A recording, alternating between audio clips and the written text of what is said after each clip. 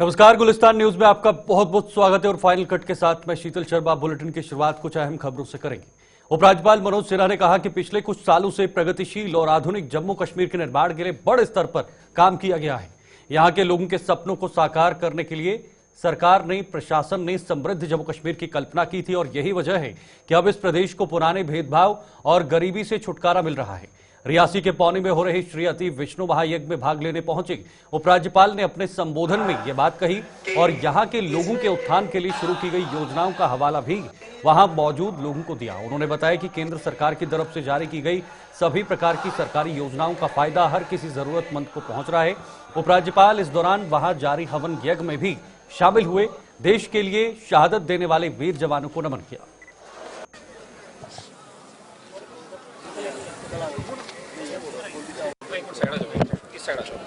इस साइड में थोड़ा अगस्त 2020 से निरंतर एक प्रगतिशील और आधुनिक जम्मू कश्मीर के निर्माण के लिए ईमानदारी और निष्ठा से काम किया गया है। अपने निर्माताओं के सपनों को साकार करने के लिए जम्मू कश्मीर प्रशासन ने समृद्ध जम्मू कश्मीर की एक कल्पना की। एक ऐसा जम्मू कश्मीर जिसे दशकों तक पुराने भेदभाव और गरीबी के बोझ से छुटकारा दिलाया जा सके। यहाँ साइंस, स्वास्थ्य और शिक्षा की रोशनी अंधेरे को चीरते हुए हर एक इलाके को मुख्य धारा से जोड़ सके। मुझे बताते हुए प्रसन्नता है कि पिछले 4-5 वर्षों में इन सपनों को साकार करने की दिशा में हमने कई पड़ाव पार किए हैं। एक ऐसे जम्मू कश्मीर के निर्माण की ओर हम आगे बढ़े हैं जहां सामाजिक समानता सर्वोपरि और जहां सभी नागरिक समान आर्थिक अवसर का आनंद ले सकें, इसकी व्यवस्था सुनिश्चित करने में भी हम आगे बढ़े हैं। समर्पण भाव से एक ऐसे जम्मू कश्मीर का निर्माण हो जहां समाज के किसी भी वर्ग अन्याय और शोषण का सामना न करना पड़े, इस दिशा में भी हम आगे बढ़े। कैसे जम्मू कश्मीर के सपने को साकार करने का प्रयत्न हुआ है जहां युवाओं योग्यता के आधार सरकारी नौकरियां मिल रही। 11,000 पद पदों को भर्ती है चयन करने वाली एजेंसियों को भेजा गया है। कई दशकों से लंबित अनुकंपा नियुक्तियों की भी तेज गति से कार्रवाई प्रारंभ की गई है और पिछले कुछ दिनों में 1200 से ज्यादा लोगों को नियुक्तियां दी जा चुकी है। इसमें ऐसे लोग भी थे जिनके परिजन 20 साल पहले मृत हो गए थे। ऐसे लोग भी लंबे समय से इंतजार कर रहे थे। मैं समझता हूँ मिशन यूथ की स्थापना के बाद 1.5 दर्जन से अधिक योजनाएं भी युवाओं के उज्जवल भविष्य के निर्माण का मार्ग प्रशस्त कर रही। मौजूदा वित्तीय वर्ष में माननीय प्रधानमंत्री जी ने अच्छी खासी धनराशि जम्मू कश्मीर को उपलब्ध कराई और इसके कारण स्वरोजगार के अवसर भी मिल रहे हैं। जम्मू कश्मीर की वहीं जम्मू संभाग के विभिन्न जिलों में हुई आतंकी वारदातों में आतंकियों का साथ देने वाले उनके मददगारों की धरपकड़ के लिए पुलिस का ताबड़तोड़ अभियान जारी है। पुलिस ने 50 से ज्यादा जगहों पर छापे मारकर कई संदिग्धों को हिरासत में लिया है और पूछताछ के दौरान अभी तक एक व्यक्ति को गिरफ्तार किया गया है जिसकी पहचान फिरदौस अहमद के रूप में की गई है। जम्मू के एडीजीपी आनंद जैन ने आज एक प्रेस कॉन्फ्रेंस में पिछले कुछ दिनों से जम्मू संभाग के विभिन्न जिलों में मारे जा रहे छापों का ब्यौरा दिया है। उन्होंने बताया कि किश्तवाड़ में 7 आतंकियों की संपत्तियां जब्त कर ली गई हैं जो मौजूदा समय में पाकिस्तान से अपना नेटवर्क चला रहे हैं। यह अभियान अभी चल रहा है और आने वाले दिनों में भी आतंकियों के मददगारों की धरपकड़ का सिलसिला जारी रहेगा। जैसे कि आपने देखा होगा विगत दिनों में जो आतंकवादी घटनाएं जम्मू जोन में हुई हैं, उस संदर्भ में हमने जो केस रजिस्टर किए थे उनमें जो OGW सपोर्ट बेस है इसके खिलाफ सभी ज़िलों में सर्चेस कंडक्ट की गई हैं और काफ़ी सारी जगह पर हमने लोगों को पूछताछ के लिए बुलाया भी है। इसके अलावा जैसे आप देखेंगे तो जो अटैचमेंट ऑफ प्रॉपर्टीज़ हैं वो हमने किश्तवाड़ में 7 इंडिविजुअल्स की हैं जो पाकिस्तान में क्रॉस हैं और इनके खिलाफ भी अभी लगातार कार्रवाइयाँ जारी हैं। सर्चेस अभी और भी कंटिन्यू होंगी और जो भी आतंकवाद के सपोर्टर्स हैं, जो उसका सपोर्ट बेस है, स्ट्रक्चर है, इकोसिस्टम है, इसको ख़त्म करने की पूरी कोशिश की जा रही है। 50 से जगह पर हमने सर्च वगैरह की है और काफ़ी सारे लोगों को हमने क्वेश्चनिंग के लिए बुलाया है। अभी हमारी और आगे पूछताछ इन लोगों से जारी है। अभी हमने पूछताछ के लिए काफ़ी लोगों को बुलाया है और जैसे आप देखेंगे तो प्रॉपर्टी अटैचमेंट की कार्रवाइयाँ जो है, आइडेंटिफिकेशन और भी जारी है और आइडेंटिफिकेशन ऑफ प्रॉपर्टीज़ और भी अभी होगी और अटैचमेंट और भी आगे बढ़ेंगे। जो भी सपोर्ट बेस है, जो भी स्ट्रक्चर है, जो आतंकवादियों को सपोर्ट कर रहा है, उसको हटाने की जो हमारी हर संभव कोशिश और प्रयास है, उसकी यही एक कड़ी है, जिसमें कि केस रजिस्टर करना, गिरफ्तार करना, अटैचमेंट्स करना, पीएसए करना, और वो सभी पहलुओं पर काम चल रहा है। अभी पूछताछ के लिए लोगों को बुलाया गया है और एक इसमें गिरफ्तारी हुई है फिरदौस। तो वही सरकार ने आतंकी गतिविधियों में संलिप्त 2 सरकारी मुलाजिमों को नौकरी से बर्खास्त कर दिया है। जनरल एडमिनिस्ट्रेशन डिपार्टमेंट ने इन दोनों की बर्खास्तगी के 2 अलग अलग आदेश जारी कर दिए हैं। बर्खास्त किए गए इन दोनों सरकारी मुलाजिमों की पहचान जहीर अब्बास और अब्दुल रहमान के रूप में की गई है। इनमें से जहीर अब्बास सरकारी टीचर था, जो जिला किश्तवाड़ का रहने वाला है।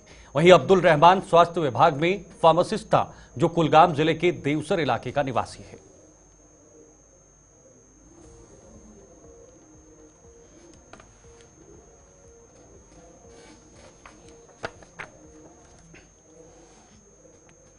पिछले कुछ समय से विवादों में घिरे आरएसपुरा एरिया पैसेंजर ट्रांसपोर्ट को ऑप्टविट लिमिटेड के चुनाव आखिरकार प्रशासन के सहयोग से करवा दिए गए हैं। इन चुनाव में प्रधान बलदेव पर घोषित किए गए हैं, जिन्होंने बहादुर सिंह को हराकर इस पद पर कब्जा जमाया है। कुल 114 वोटों में से बलदेव सिंह को 61, जबकि बहादुर सिंह को मात्र 9 वोट ही पड़े। बलदेव सिंह ने चुनाव शांतिपूर्वक संपन्न करवाने के लिए प्रशासन का तहे दिल से आभार जताया है।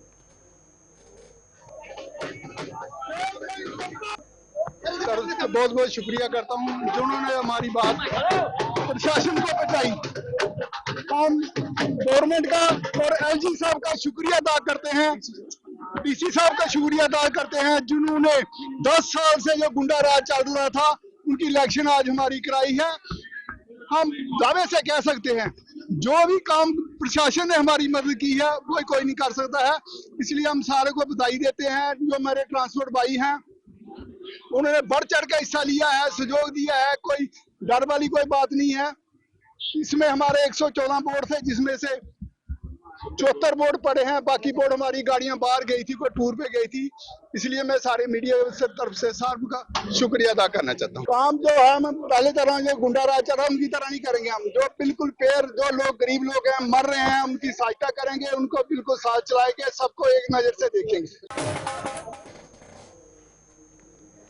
इधर बाड़ी ब्राह्मणा में रेलवे ट्रैक पर आज संदिग्ध परिस्थितियों में एक व्यक्ति का शव मिलने से वहां सनसनी फैल गई। ट्रैक के आसपास रहने वाले लोगों ने इसकी सूचना पुलिस को दी, जिसने मौके पर पहुंचकर शव का पंचनामा कर उसे पोस्टमार्टम के लिए अस्पताल भिजवा दिया। मृतक की पहचान महेंद्र सिंह निवासी मीन चाड़का के रूप में की गई है। वहीं पुलिस ने इस संबंध में मामला दर्ज कर अपनी जांच शुरू कर दी है। एक बार फिर से आप सभी का बहुत बहुत स्वागत है। बुलेटिन में आगे बढ़ेंगे। जम्मू नगर के कमिश्नर डॉक्टर देवांश यादव ने आज जम्मू वेस्ट विधानसभा के विधायक अरविंद गुप्ता के साथ वार्ड नंबर 32 का दौरा किया। इस दौरान कमिश्नर और विधायक ने इस वार्ड की सैनिटेशन व्यवस्था का जायजा लेकर इसे और बेहतर बनाने की बात कही है। दोनों ने स्थानीय लोगों के साथ संवाद कर उनकी कुछ अन्य समस्याएं भी सुनी और इन्हें जल्द हल करने की बात कही है। राहुल यादव ही है, उन्होंने इंडिविजुअल साइट्स को जहाँ शॉर्ट टर्म लोग ऑनरेबल एमएलए साहब के साथ यहाँ पे आए हुए थे और काफ़ी टाइम से इस वार्ड के लोगों ने पब्लिक रिप्रेजेंटेटिव्स को कहा था कि यहाँ पे बेसिक सहूलियातों की कमी है, जैसे कि आपके ड्रेनेज के इश्यूज़ हैं, आपके सफाई के इश्यूज़ हैं, आपके सड़कों के फुटपाथ के इश्यूज़ हैं। उन बेसिक सहूलियातों को देखने के लिए हम लोग आए थे वार्ड 32 में और डेफिनेटली जैसा ऑनरेबल एमएलए साहब ने बताया, काफ़ी सारे गैप्स हमको दिखे। कुछ लंबे प्रोजेक्ट्स होंगे लेकिन कुछ शॉर्ट टर्म इमीडिएट सॉल्यूशंस भी होंगे। हमारा दोनों पे ही फोकस होगा और आज हम लोगों ने अपने स्वच्छता चैंपियंस हैं उनसे भी मुलाकात की, सफाई के बारे में लोगों से घरों से फीडबैक लिया, कहाँ पे लोग आते हैं, कहाँ पे नहीं आते हैं, उस चीज़ को भी हम लोग आगे इम्प्रूव करेंगे और इसी तरह से हमारी कोशिश रहेगी कि आने वाले 1-2 महीने में कुछ एक अच्छे रिजल्ट इस वार्ड में हम लोग दिखा सकें। जैसे कि ऑनरेबल कमिश्नर साहब हमारे देवांश जी का यहाँ पे वार्ड नंबर 32 में आज टूर था, अलॉन्ग विद ऑफिसर्स, जितने भी ऑफिसर्स वार्ड नंबर 32 से काफ़ी सारी कंप्लेंट थी, काफ़ी बड़ा वार्ड है, लोगों की लेन ड्रेन्स की काफ़ी सारी प्रॉब्लम्स थी। तो इसको हम प्रॉपरली स्टडी करके, जितने मेरे साथ मेरे यहाँ के जनरल सेक्रेटरी अपना राजेश गुप्ता जी, मेरे मंडल अध्यक्ष केशव चोपड़ा जी, यहाँ के सरपंच प्रीतपाल जी, हमारे सीनियर नेता धर्मवीर जी और पार्टी के कुछ कार्यकर्ता और हमारे ये ऑफिसर्स जितने हैं जेएमसी के, अपने इंजीनियर्स, एक्शंस, हेल्थ ऑफिसर वगैरह, सारा हमने पूरा वार्ड नंबर 32 के कुछ पॉइंट्स बताए इन्होंने, क्योंकि ड्रेन्स की काफ़ी ज़्यादा प्रॉब्लम है, आउटफ्लो की कमी है, पानी का रोड्स टूटी हुई हैं, ड्रेन्स बनी नहीं हुई है। लेकिन मैं चाहता था कि एक ब्रॉडर लेवल पे आके यहाँ पे इस पे काम किया जाए। उसी का कमिश्नर साहब ने टूर किया है कि पूरा उन्होंने स्टडी किया है। इसके ऊपर हम पूरी डीपीआर, कंप्रेसिव डीपीआर बनाएंगे वार्ड नंबर 32 पे कि लोगों की जो सोल्यूशंस हैं वो कैसे की जाएं। मेरे को लगता है कि आने वाले टाइम में जैसे हमारे कमिश्नर साहब एक्टिव हैं, मेरे को लगता है कि आने वाले टाइम में जो उनकी टीम है इस पर वर्कआउट करके। वहीं दिल्ली और श्रीनगर के बीच शुरू होने वाली सीधी रेल सेवा जहां देश में रेलवे के इतिहास में नई कड़ी जोड़ने जा रही है, वहीं बात करें अगर जम्मू के कारोबारियों की तो उनके चेहरे मुरझा गए हैं। पर्यटन कारोबार से जुड़े लोगों की माने तो कटरा तक रेल पहुंचने से उनकी कमर टूट चुकी थी और अब दिल्ली व श्रीनगर के बीच शुरू होने जा रही रेल सेवा रही सही कसर पूरी करने वाली है। उनके मुताबिक जम्मू में जो थोड़े बहुत पर्यटकों का आना जाना लगा हुआ था, वो आंकड़ा अब और घटने जा रहा है, जिससे उन्हें अपनी रोजी रोटी की चिंता सताने लगी है।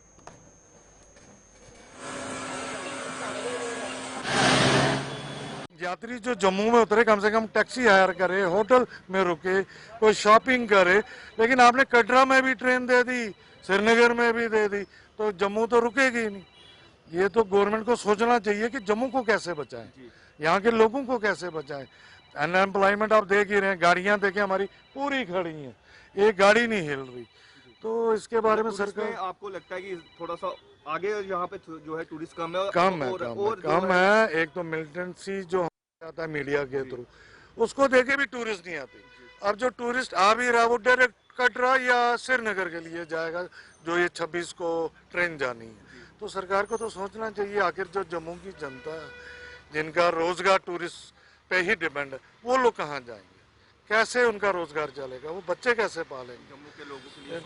जम्मू के लोगों के लिए सोचना चाहिए, ऊपर से ट्रांसपोर्ट डिपार्टमेंट को सोचना चाहिए, जिन्होंने अनलिमिटेड परमिट इशू कर दिए, गाड़ियां इतनी रोड में हैं, काम है नहीं, तो कहाँ जाएगी जनता, कैसे कंट्रोल करोगे आप ये ट्रांसपोर्ट? तो क्या कर सकते हैं हम, तो जो है इससे हमारे एक टैक्सी ट्रांसपोर्टर लाइन को नहीं घाटा पड़ा है, इसमें हमारे दुकानदार हैं, होटल्स लाइन है, पूरी जितनी भी जम्मू का पूरा भी बिजनेस है सब ठप है। और गवर्नमेंट को इसकी नज़र रखनी चाहिए, खास करके जम्मू के ऊपर, क्योंकि हम जम्मू निवासी के हैं, हम तो यहाँ टेम्पल सिटी में रहते हैं और हमको नहीं लगता है कोई हमारे टेम्पल में कोई डेवलपमेंट हुई हो। हाँ, अभी सुध महादेव में हुई है, वो पता नहीं क्या है, वो रोड शोड वगैरह बनाया हुआ है, लेकिन हमारे मंदिरों में कुछ नहीं है ऐसा। एक रघुनाथ मंदिर तो हमारा है ही फेमस, भगवान राम जी का मंदिर है, इतनी दुनिया क्या हिंदुस्तान क्या पूरा वर्ल्ड जानता है रघुनाथ टेम्पल को। लेकिन इससे आप ये चीज़ देखिए कि हमें बिजनेस मिलना चाहिए और गवर्नमेंट को एक ऐसी पॉलिसी निकालनी चाहिए जिससे हमारे को भी बेनिफिट मिले। हम गवर्नमेंट से यही प्रार्थना करते हैं और सब लोग इसमें इसी बात पे खुश हो जाएंगे कि अगर गवर्नमेंट हमारे बारे में कुछ सोचेगी, झील बनाए, कुछ बनाए, ताकि हमारा आना जाना लगा रहे। कटरा जाने से आधा काम फर्क पड़ गया, आधे से भी समझो ज़्यादा पड़ गया। अब कश्मीर जाने से इधर जीरो हो जाएगा। हमें लगता है ऐसा है कि हमें दुकानें बंद करनी पड़ेंगी और हमें घर बैठना पड़ेगा। हमें मुझे लगता नहीं है ये कैसा ये हम पूरा कर सकेंगे। वो गवर्नमेंट का कोई है नहीं है, कुछ इन्होंने प्रोग्राम नहीं बनाया गवर्नमेंट ने, ना कोई ऐसी कोई डेवलपमेंट की है जिससे कि यहाँ कोई काम बढ़े, कस्टमर रुके। हाँ, ज़्यादा ये कर सकते हैं कि अगर ये ट्रेनें कम से कम अगर 50 ट्रेनें हैं या 40 ट्रेनें हैं, 30 इधर रखें, 10 को छोड़ें, जो मेन ट्रेनें इधर रखें, जिससे टूरिस्ट का इधर रुकना जरूरी होगा। जरूरी हो तो तभी काम चलेगा। जैसे डेवलपमेंट के बारे में मैं कहता हूँ, जैसे आरसपुरे के साथ जो बॉर्डर है, जैसे बाघा बॉर्डर में परेड होती है, इसी तरह इधर हो तभी भी टूरिस्ट रुकेगा। जो हम स्टेशन पे बैठे हैं हम डिपेंड करते ही हैं टूरिस्ट के ऊपर। हमें कोई और लोकल कस्टमर नहीं आता इधर कोई जिससे हमारा काम बढ़ सकता है। मुझे मेरे ख्याल में पूरे जम्मू में नुकसान है। ये ट्रेन नहीं रुकने से पूरे जम्मू में टूरिस्ट नहीं रुकेगा। और पहले तो चलो अपना दरबार मूव होता था इधर, थोड़ा कश्मीरी 6 महीने के लिए थोड़ा इधर काम बढ़ जाता था, जिससे हम लोगों का गुजारा बड़ा अच्छी तरीके से होता था। अब वो भी इन्होंने बंद कर दिया। इन्होंने बिल्कुल नो की लगा दी, बिल्कुल बिल्कुल बंद ही कर दिया, किसी तरीके से ग्राहक नहीं आएगा इधर। तो अगर टूरिस्ट जो है जम्मू आता है, जम्मू रुकता है, 2-3 दिन जम्मू में स्टे करता है, उसके बाद वो यहाँ से प्राइवेट व्हीकल या यहाँ से टैक्सी लेके, अगर टैक्सी लेके जाता है तो टैक्सी वालों को भी बेनिफिट होगा, यहाँ घूमेगा, यहाँ के शॉपकीपर्स को भी बेनिफिट होगा। तो हर एक ट्रेड को जो है वो बेनिफिट होने वाला है। अगर टूरिस्ट 2-3 दिन के लिए जम्मू में कहते हैं उसको स्टे करता है तो एक्सप्रेसवे से रोड कनेक्टिविटी अच्छी होने वाली है। ऐसा नहीं लगता से रिलेटेड जितने भी ट्रेड हैं उन सबको नुकसान हो रहा है और होने वाला है। जब से कटरा ट्रेन गई है तब से आप देखिए रघुनाथ मार्केट की क्या हालत है, शिव मार्केट की क्या हालत है, इन्फ्लेशन पे ही है, कुछ भी जो है वो नहीं। देखिए वो सारी बातें ही हुई हैं, अभी तक पॉजिटिवली उसका कोई भी एंड रिजल्ट तो नहीं है। तो अगर वो सारे प्रोजेक्ट कंप्लीट हुए होते तो अगर ये सारे रोपवे आगे बढ़ेंगे। कटरा के ताराकोट में रोपवे के निर्माण के विरोध में आज साधु संत समाज भी उतर आए हैं। जम्मू में आज स्वामी राजेश्वरानंद ने शिवसेना उद्धव ठाकरे द्वारा किए गए प्रदर्शन में शामिल होकर कहा कि रोपवे सनातन संस्कृति पर प्रहार है, जिससे माता वैष्णो देवी की यात्रा को प्रभावित करने की कोशिशें की जा रही हैं। उन्होंने समूचे संत समाज से इकट्ठे होकर एक सुर में इस रोपवे के विरोध में आवाज उठाने का आह्वान किया है।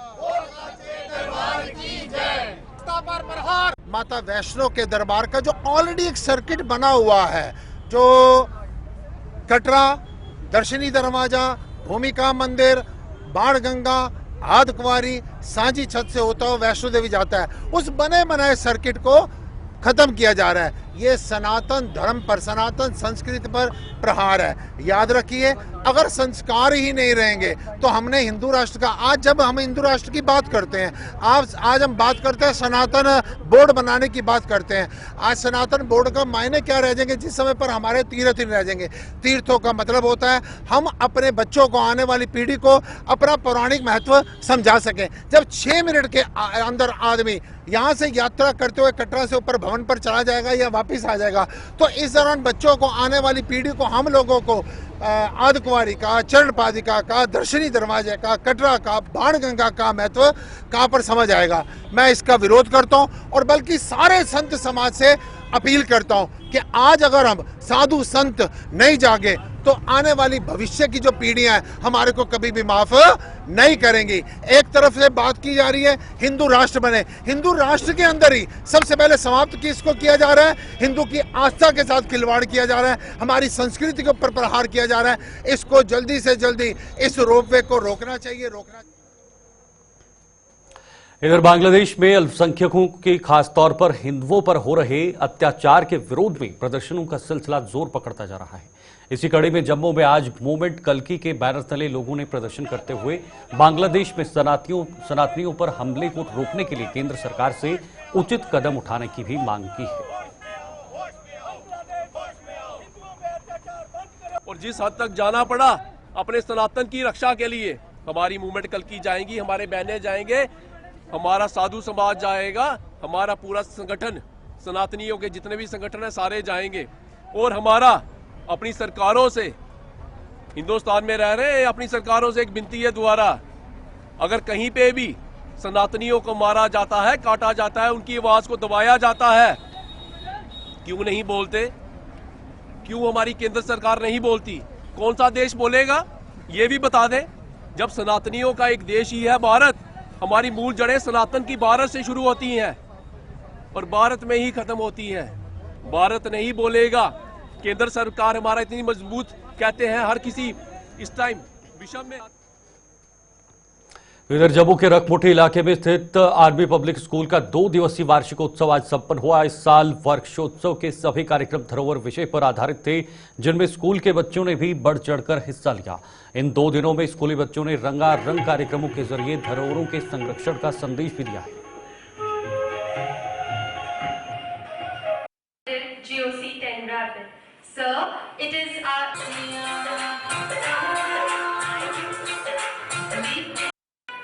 युगों से चली